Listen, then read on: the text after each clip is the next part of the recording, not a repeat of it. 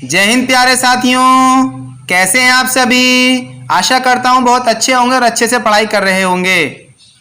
प्यारे साथियों, आज मैं लेकर आया हूं हिंदी टीजीटी का प्रैक्टिस सेट संख्या 7। अभी तक हमने हिंदी टीजीटी प्रैक्टिस सेट 6 हल किए हैं। आज हम हल करने जा रहे हैं प्रैक्टिस सेट संख्या 7। प्यारे साथियों, यह प्रैक्टिस सेट आपके जितनी भी सरकारी नौकरियां हैं, जैसे Hindi TGT, PGT, UP TGT, PGT, NVS TGT, PGT, DSSB TGT, PGT और LT grade, GIC, UP TET, C TET, super TET, लेखपाल। प्यारे साथियों, हर एग्ज़ाम में जहां हिंदी पूछी जाती है उसके लिए बहुत इंपॉर्टेंट सेट है। तो आप इस पूरे सेट को अच्छे से प्रैक्टिस करें और अपना स्कोर कमेंट बॉक्स में लिखें। तो देर न करते हुए शुरू करते हैं। प्रश्न संख्या 1। प्रश्न संख्या 1 है, इनमें से कौन सा नाम रीतिकाल का नहीं है। ए अलंकृत काल, बी श्रृंगार काल, सी पूर्व मध्य काल, डी उत्तर मध्य काल। प्रश्न संख्या 1 का सही जवाब है ऑप्शन नंबर सी, पूर्व मध्य काल।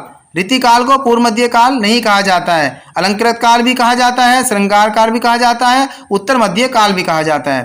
प्रश्न संख्या 2 देखते हैं। हिंदी साहित्य के इतिहास ग्रंथ के लेखक कौन है। बहुत आसान सा प्यारा सा जवाब। प्रश्न संख्या 2 का सही आंसर है ऑप्शन नंबर डी, आचार्य रामचंद्र शुक्ल। प्रश्न संख्या 3 देखते हैं। शिव सिंह सरोज नामक कृति किस लेखक की है। ए शिव सिंह सेंगर की, बी मिश्र बंधु की, सी जॉर्ज ग्रियर्सन की और डी डॉक्टर नगेंद्र की। प्रश्न संख्या 3 का सही उत्तर है option number A, Shiv Singh Sengar. प्रश्न संख्या 4 देखते हैं। वल्लभाचार्य का संबंध किस मत से है। ए सखी संप्रदाय, बी चैतन्य संप्रदाय और सी पुष्टि संप्रदाय। प्रश्न संख्या 4 का सही जवाब है ऑप्शन नंबर सी, पुष्टि संप्रदाय। प्रश्न संख्या 5 की तरफ बढ़ते हैं। साहित्य लहरी के कीर्तिकार कौन हैं। ए सूरदास, बी कबीरदास, सी तुलसीदास, डी नंददास। प्रश्न संख्या 5 का सही जवाब है ऑप्शन नंबर ए, सूरदास। प्रश्न संख्या 6 देखते हैं। रस मंजरी इनमें से किस कवि की कृति है। प्रश्न संख्या 6 का ऑप्शन ए है नंददास, बी केशवदास, सी पद्माकर, डी सूरदास। प्रश्न संख्या 6 का सही जवाब है ऑप्शन नंबर ए, नंददास। प्रश्न संख्या 7 देखते हैं। इनमें से कौन सा कवि तार सप्तक का संपादक रहा है। ए धर्मवीर भारती, बी अज्ञेय, सी मुक्तिबोध, डी सर्वेश्वर दयाल। प्रश्न संख्या 7 का ऑप्शन नंबर बी, अज्ञेय, तार सप्तक के संपादक रहे हैं। प्रश्न संख्या 8 देखते हैं। प्रयोगवादी कवि इनमें से कौन सा है। ए अज्ञेय, बी केदारनाथ अग्रवाल, सी दिनकर, डी बच्चन। प्रश्न संख्या 8 का सही जवाब है ऑप्शन नंबर ए, अज्ञेय। प्रश्न संख्या 9 की तरफ बढ़ते हैं। मधुशाला के रचयिता कवि का नाम बताइए। बहुत आसान सा और प्यारा सा जवाब। प्रश्न संख्या 9 का option number D is the correct answer, Harivansh Rai Bachchan ने लिखा है मधुशाला। प्रश्न संख्या 10 देखते हैं। बसेरे से दूर किस विधा की पुस्तक है। ए जीवनी, बी रेखा चित्र, सी उपन्यास, डी आत्मकथा। प्रश्न संख्या 10 का सही उत्तर है ऑप्शन नंबर डी, आत्मकथा। प्रश्न संख्या 11 देखते हैं। नागार्जुन किस वर्ग के कवि हैं। ए छायावादी, बी प्रगतिवादी, सी प्रयोगवादी, डी आधुनिकतावादी। प्रश्न संख्या 11 का सही जवाब है ऑप्शन नंबर बी, प्रगतिवादी। कैसे कवि हैं ये, प्रगतिवादी कवि हैं। प्रश्न संख्या 12 देखते हैं। कामायनी किस काल की रचना है। बहुत आसान सा और सरल सा जवाब, option number A is the correct answer, छायावाद। किसने लिखा है, डॉक्टर जयशंकर प्रसाद ने।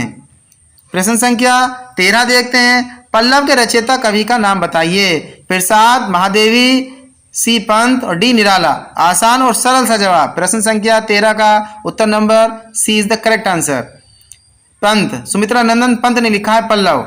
प्रश्न संख्या 14 की तरफ बढ़ते हैं। वेदना की कवियत्री किसे कहा जाता है। प्रश्न संख्या 14 का ऑप्शन नंबर ए है महादेवी वर्मा, मीरा, सरोजिनी नायडू, सुभद्रा कुमारी चौहान। प्रश्न संख्या 14 का सही आंसर है ऑप्शन नंबर ए, महादेवी वर्मा। प्रश्न संख्या 15 देखते हैं। मुझे तोड़ लेना वनमाली उस पथ पर देना तुम फेंक, यह पंक्ति किस कवि की है? बहुत आसान सा और सरल सा जवाब। प्रश्न संख्या 15 का सही जवाब है option number B, Makhan Lal Chaturvedi. प्रश्न संख्या 16 देखते हैं। निराला की साहित्य साधना के रचयिता कौन है? प्रश्न संख्या 16 का option A Nirala, B Nandulare Vajpeyi, C Ramvilas Sharma और डी पंत। प्रश्न संख्या 16 का सही जवाब है option number C, Ramvilas Sharma ने लिखा है निराला की साहित्य साधना। प्रश्न संख्या 17 देखते हैं। स्था धातु का लट लकार में प्रथम पुरुष एक वचन का रूप क्या होगा? प्रश्न संख्या 17 का उत्तर number B, option number B, तिष्ठति।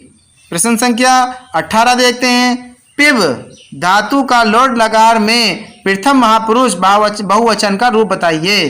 प्रश्न संख्या 18 का सही जवाब है ऑप्शन नंबर बी, पिबंतु। पिब का पिबंतु।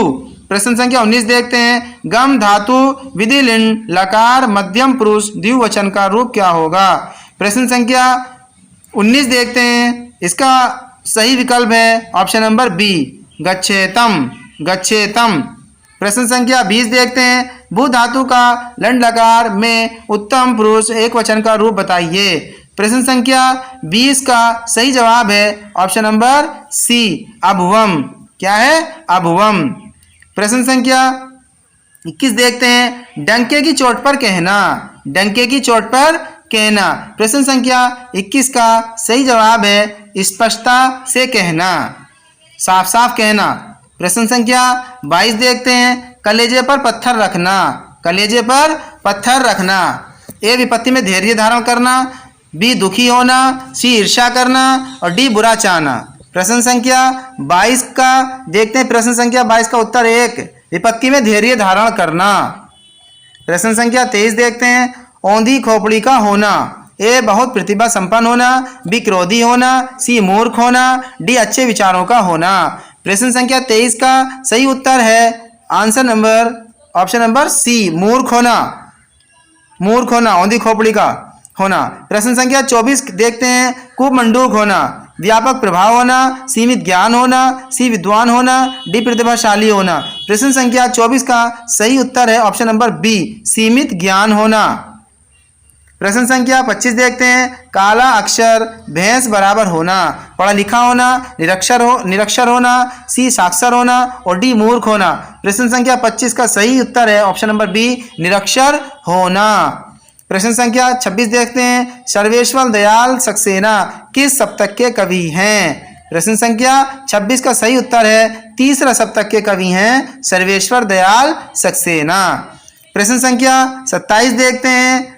किस काव्य धारा को मार्क्सवाद का साहित्यिक संस्करण कहा गया है? प्रश्न संख्या 27 का सही उत्तर है ऑप्शन नंबर सी, प्रगतिवाद को।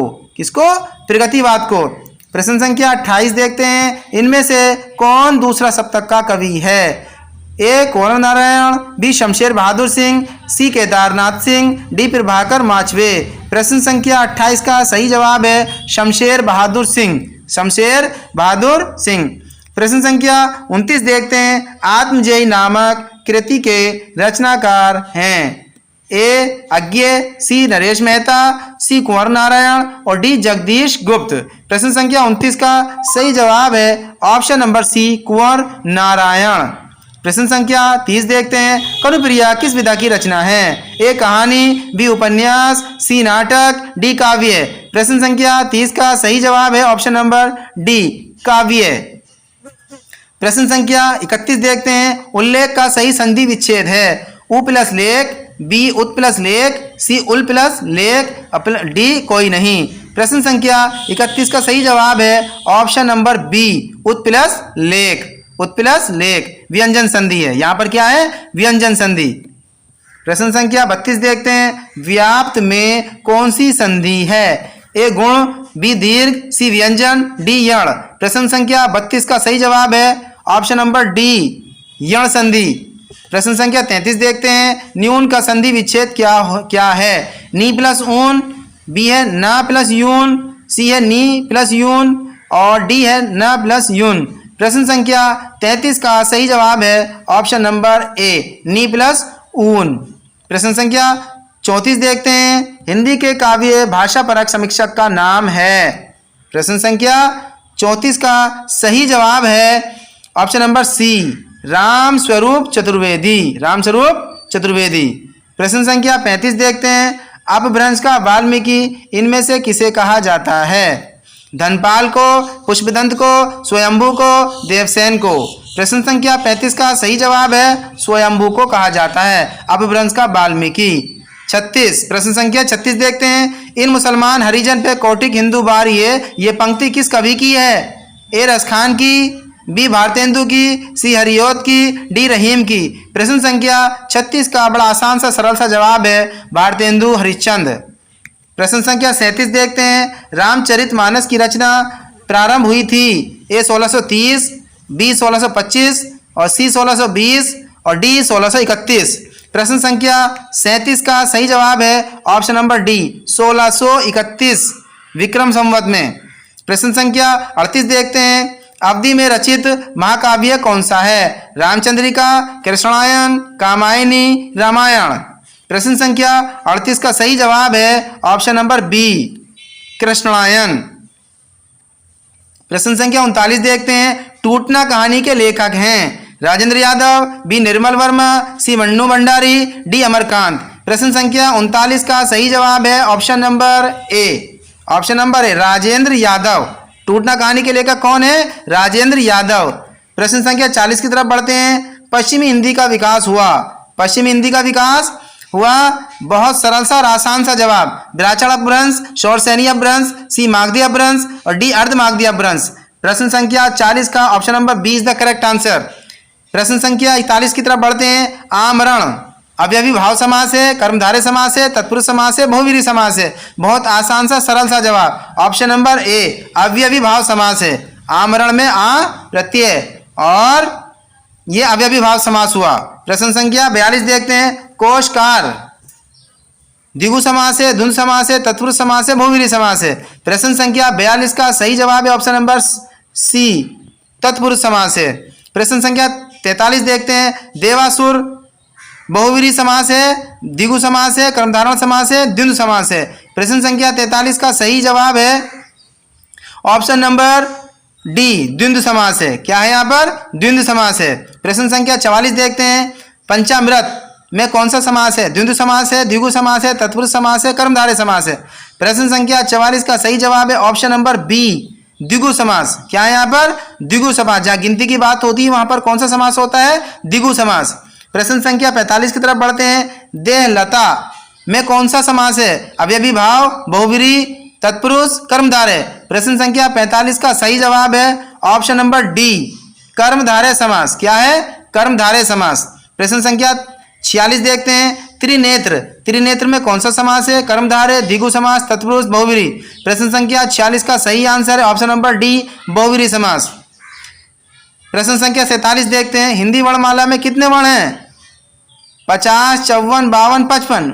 बहुत सरल सा आसान सा जवाब 52 वर्ण है हिंदी वर्णमाला में। प्रश्न संख्या 48 की तरफ बढ़ते हैं, प्रमुखान कवियों को किस नाम से पुकारा जाता है? ए संत कवि, बी सूफी कवि, सी रीतिकालीन कवि, डी नाथपंथी कवि। प्रश्न संख्या 48 का बहुत आसान सा सरल सा जवाब ऑप्शन नंबर बी सूफी कवि कहा जाता है। प्रश्न संख्या 49 देखते हैं, संदेश राशक के रचयिता का नाम है? ए अब्दुल रहमान, बी पुष्पदंत, सी देवसेन, डी हेमचंद। आसान सा सरल सा जवाब ऑप्शन नंबर ए अब्दुल रहमान ने लिखा है संदेश राशक। प्रश्न संख्या 50 देखते हैं, अनुभाव कितने प्रकार के होते हैं? ए 8, बी 4 और सी 6, डी 3। प्रश्न संख्या 50 का सही जवाब है ऑप्शन नंबर बी चार प्रकार के होते हैं अनुभाव। प्रश्न संख्या 51 की तरफ बढ़ते हैं, गे कौन सा वर्ण है? दंतीय, तालव्य, कंठीय, ओष्ठ। प्रश्न संख्या 51 का सही आंसर है ऑप्शन नंबर सी कंठीय ध्वनि है। प्रश्न संख्या फे ओष्ठीय है, दंतीय है, मूर्धन्य है, डी ऊष्म है। तो फे है हमारा प्रश्न संख्या 52 का सही जवाब है ऑप्शन नंबर ए ओष्ठीय ध्वनि फे। और प्रश्न संख्या 53 देखते हैं, इनमें से कौन सा वर्ण ऊष्म नहीं है? श, ल, से बहुत आसान सा सरल सा जवाब ले। ये क्या है? ये रे ले वे अंतस्थ व्यंजन है ले। प्रश्न संख्या 54 देखते हैं। घे कैसा व्यंजन है? दंतीय, कंठीय, मूर्धन्य, तालव्य। प्रश्न संख्या 54 का सही जवाब है ऑप्शन नंबर बी, कंठीय ध्वनि है घे। प्रश्न संख्या 55 देखते हैं। जे कैसी ध्वनि है? तालव्य, मूर्धन्य, कंठीय, ऊष्म। प्रश्न संख्या 55 का सही जवाब है ऑप्शन नंबर ए, तालव्य ध्वनि है जय। प्रश्न संख्या 56 देखते हैं। प्रश्न संख्या 56 देखते हैं।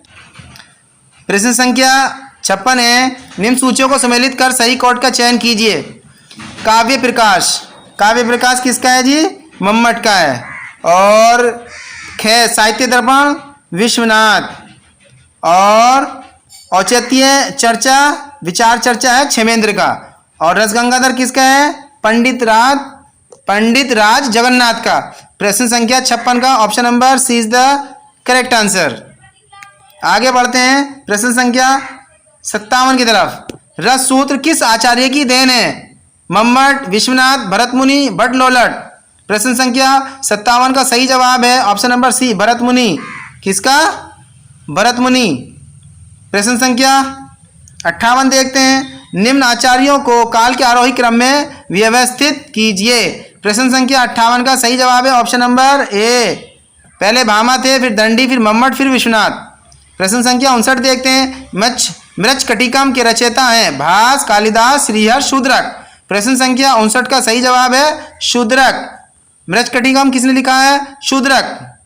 प्रश्न नंबर 60 देखते हैं। कंचन किसे कहते हैं? प्रश्न संख्या 60 से 62 निम्न शब्दों के उपस्वर उपयुक्त समानार्थी का चयन दिए गए विकल्पों से कीजिए। समानार्थी निकालना है। कंचन किसे कहते हैं? प्रश्न संख्या 60 का ऑप्शन ए है चांदी, बी सोना, सी धतूरा, डी तांबा। प्रश्न संख्या 60 का सही जवाब है ऑप्शन नंबर बी, कंचन किसे कहते हैं? सोने को। सोम, सोमवार, पीयूष, सूर्य, सरोवर। 61 का सही जवाब है option number B, Piyush. Piyush को सोम कहते हैं। प्रश्न संख्या 62 देखते हैं। शिखी, मोर का है, वाण का है, सूर्य का, पतंग का। प्रश्न संख्या 62 का सही जवाब है ऑप्शन नंबर ए, मोर को कहते हैं शिखी। प्रश्न संख्या 63 देखते हैं। इनमें से कौन हिरण का पर्यायवाची नहीं है? प्रश्न संख्या 63 का ऑप्शन ए है सारंग, बी कुरंग, सी अही, डी मृग। प्रश्न संख्या 63 का देखते हैं option number C is correct answer, अही। प्रश्न संख्या 64 देखते हैं। इनमें से कौन घोड़े का पर्यायवाची नहीं है? सिंधु, है, घोटक, सेंधव। प्रश्न संख्या 64 का सही जवाब है ए, सिंधु। इसका पर्यायवाची नहीं है भी है, घोटक भी है, सेंधव भी है।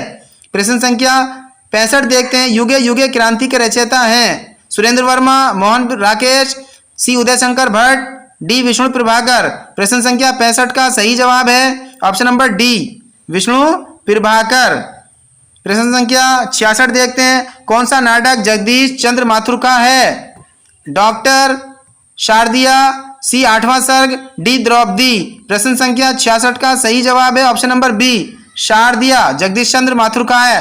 प्रश्न संख्या 67 देखते हैं। प्रगतिवादी काव्य की समय सीमा क्या है? 1936 से 1943 ईस्वी, 1920 से 1936 ईस्वी, और सी है 1943 से 1953 ईस्वी, और डी है 1900 से 1920 ईस्वी। प्रश्न संख्या 67 का सही जवाब है ऑप्शन नंबर ए, 1936 से 1943 ईस्वी। प्रश्न संख्या 68 देखते हैं। लाल पान की बेगम कहानी के रचयिता हैं ए अमरकांत, बी ममता कालिया, सी सूर्यबाला, डी फणीश्वर नाथ रेणु। प्रश्न संख्या 68 का सही जवाब है option number D, Phanishwar Nath Renu. प्रश्न संख्या 69 देखते हैं।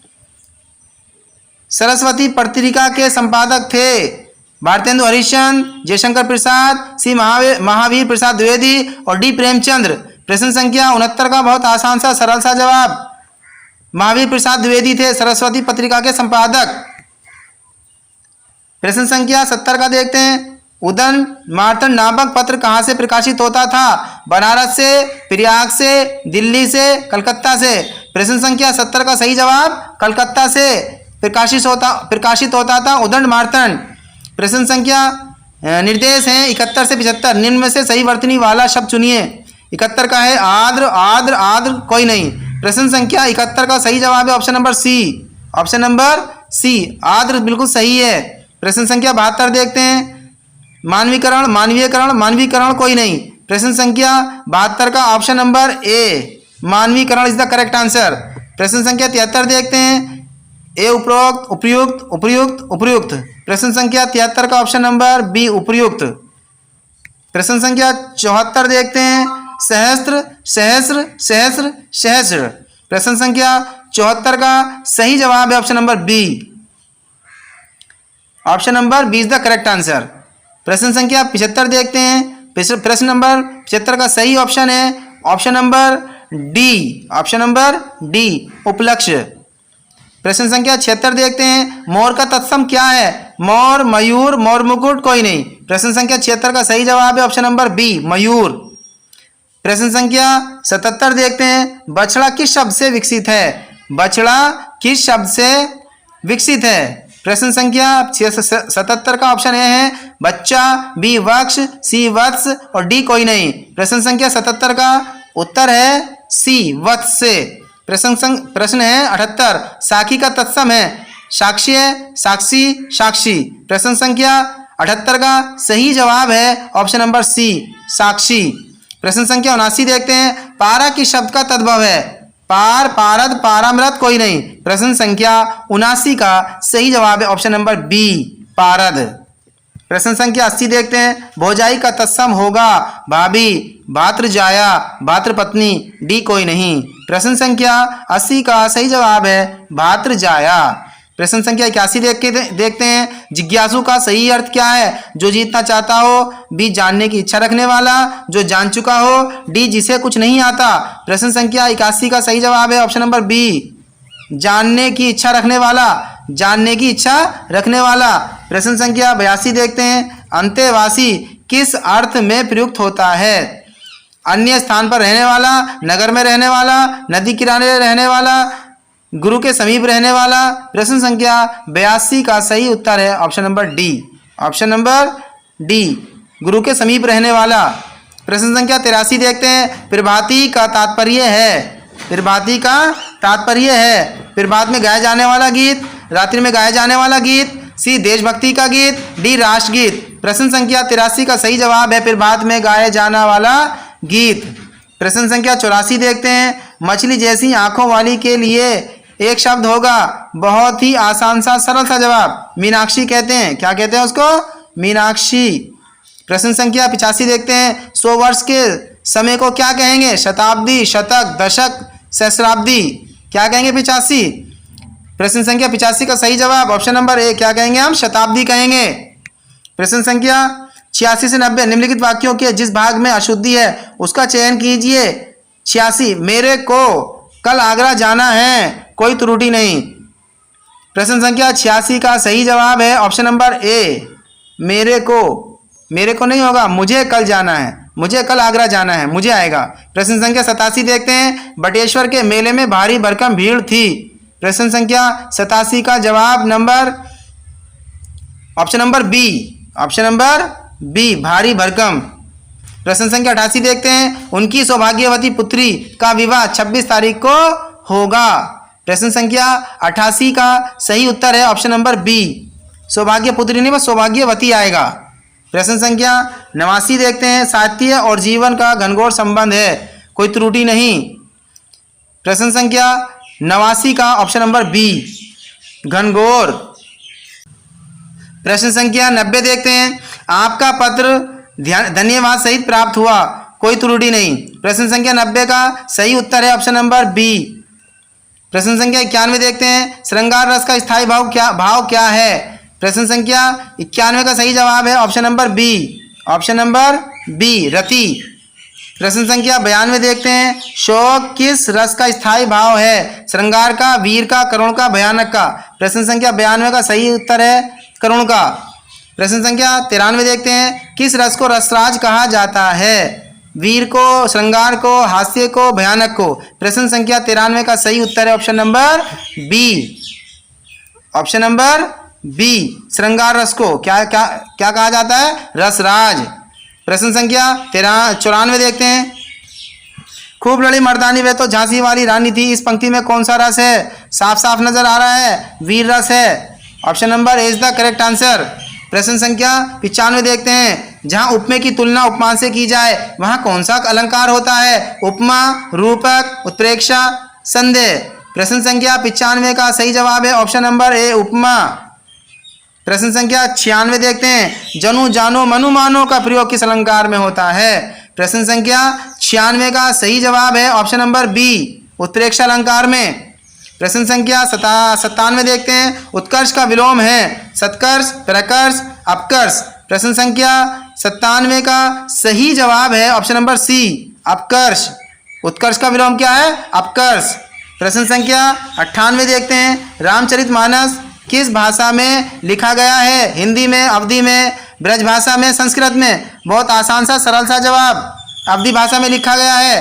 प्रश्न संख्या 99 देखते हैं। पश्चिमी हिंदी की सर्वाधिक प्रमुख बोली इनमें से कौन है? ब्रज भाषा, खड़ी बोली, बुंदेली, बांगरू। प्रश्न संख्या 99 का सही उत्तर है ए ब्रज भाषा पश्चिम हिंदी की सर्वाधिक प्रमुख बोली है। प्रश्न संख्या 100 देखते हैं। अवधी किस उपभाषा वर्ग की बोली है? पश्चिमी हिंदी, पूर्वी हिंदी, राजस्थानी हिंदी, बिहारी हिंदी?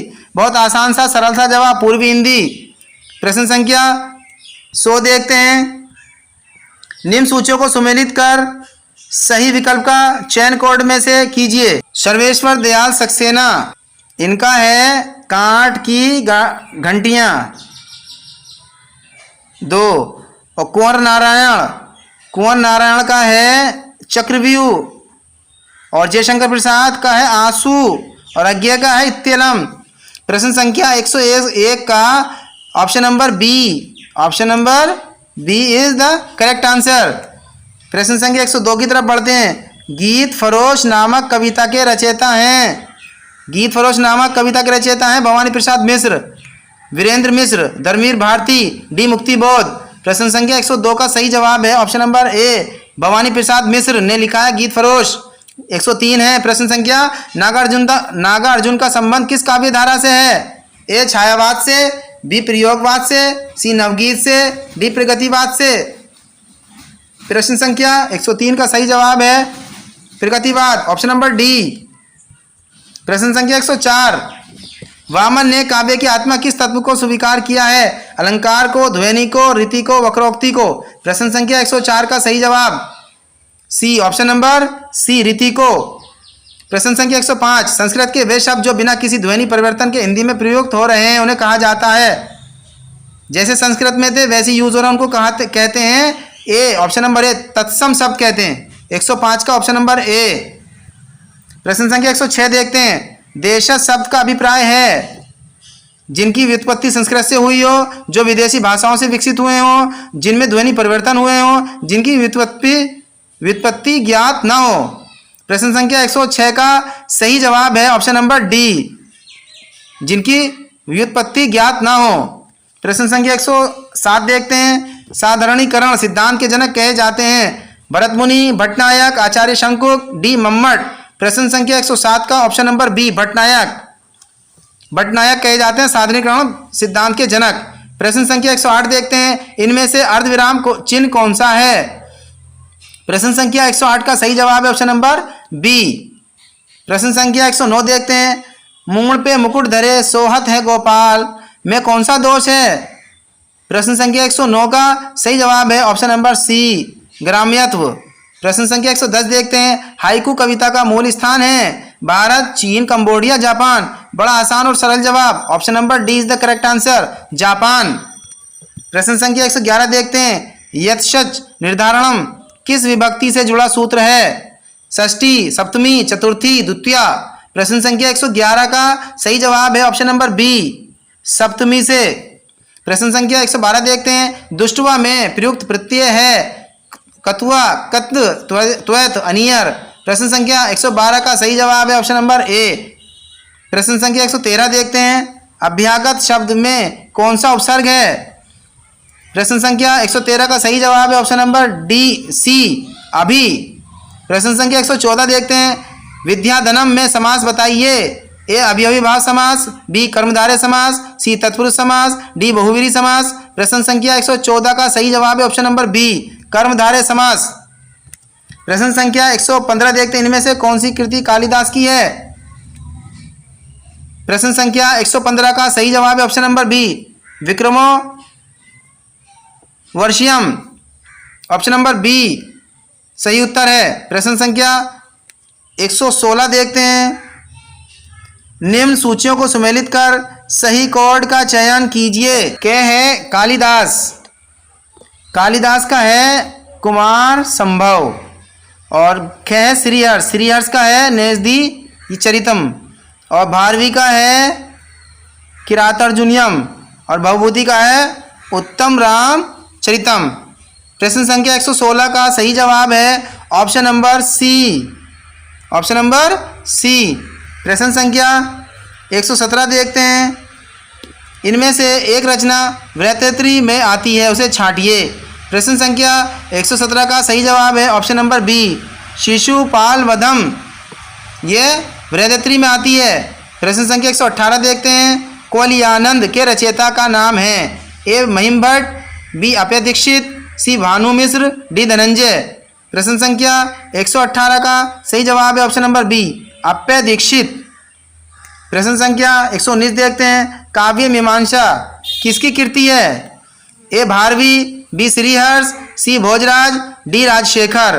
प्रश्न संख्या 119 का सही जवाब है राजशेखर।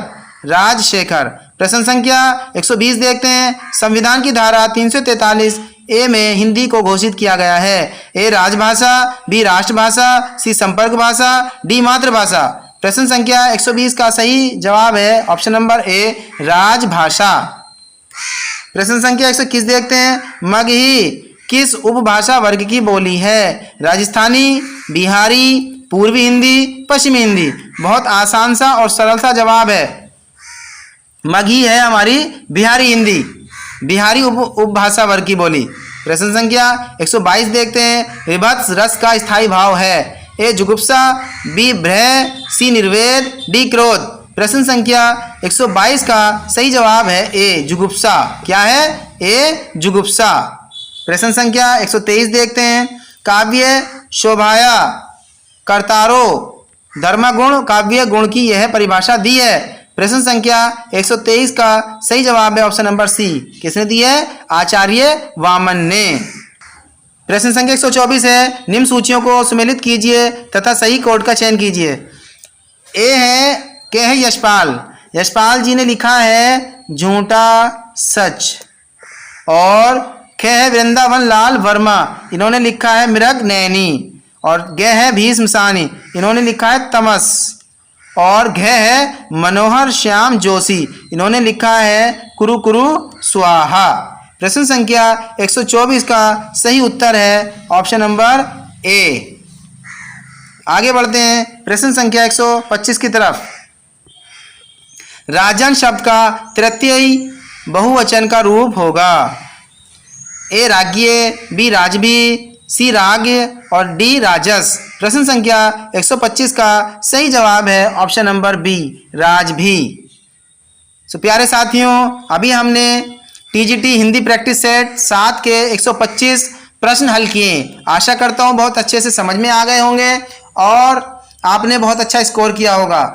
आपसे निवेदन है कि आप अपने स्कोर को कमेंट बॉक्स में लिख करके बताएं और हम इसी तरह से सेट लाते रहेंगे। अभी मैं आपको Hindi TGT, PGT, DSSB, NVS और जितने भी हमारे प्रैक्टिस सेट हैं सब मैं आपको इस यूट्यूब चैनल पर जो है उपलब्ध कराऊंगा। तो हमसे जुड़े रहें। हमसे जुड़ने के लिए हमारे चैनल को सब्सक्राइब करें, हमारी वीडियोस को लाइक करें और हमारी वीडियोस को शेयर करें। तो प्यारे साथियों, फिर मिलता हूं एक नए प्रैक्टिस सेट के साथ, एक नई वीडियो के साथ। तब तक के लिए बाय बाय, सी यू, जय हिंद, जय भारत।